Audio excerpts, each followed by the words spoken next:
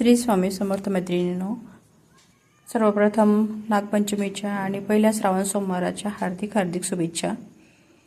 आज पंचमी आणि सोमवार एकत्र आल्यामुळे खूप कामाची धावपळ होत आहे। साफसफाई आता करून झालेली, माझी सकाळची कामं सर्व आटपून घेतले आणि इथे पूजा करत आहे। गणपती बाप्पाची मी इथे पंचोपचार पूजा करून घेत आहे।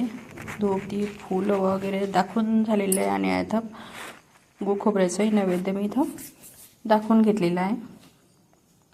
आणि इकडे आपले महादेवाच्या पिंडीची पूजा माझी आता पंचोपचार आहे सुद्धा ती मी ते करून घेत आहे। दूध ही सर्व प्रकारे मी इथं आता महादेवाची पूजा करून घेणार आहे। आणि इथे मी तुम्हाला दिसेल की रांगोळी अगोदर नाही काढलेली आहे, फक्त चौरंगाखाली तेवढं स्वस्तिक वगैरे काढून घेतलं, कारण आपण अभिषेक वगैरे करतो तेव्हा दूध हे साईडला पाणी वगैरे त्याची थेंब पडतात तेव्हा रांगोळ खराब होते, म्हणून मी आता अभिषेकानंतर रांगोळ काढून घेणार आहे।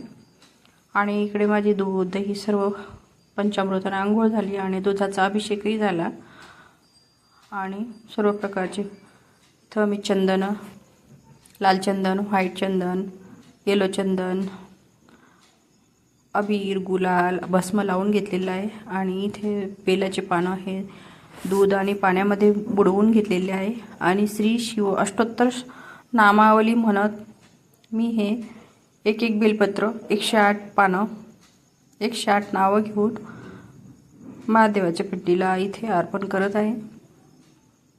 एक एक नाव घेऊन हे एक एक बेलपत्र मी आता इथे वाहून घेत आहे। बेलपत्र माझे इथे वाहून झालेले आहेत आणि वरती आता गुलाल, अक्षत आणि सर्व प्रकारचे फुलं आता मी इथे वाहून घेणार आहे। धोत्र्याचं फळ, धोत्र्याचं फूल, व्हाईट जास्वंद, लाल जास्वंद, कण्हेर, गौकर्ण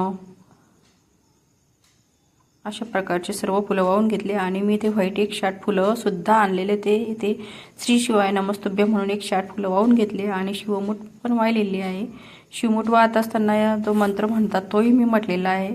आणि अशा प्रकारे सुंदर रांगोळी मी इथं काढून घेतली आणि आरती करून इथे मी नागदेवतेची सुद्धा पूजा करून घेतली आणि शिवलीलामृताचा 11वा अध्याय वाचून घेतला आणि नैवेद्य वगैरे दाखवून माझी पूजा संपली।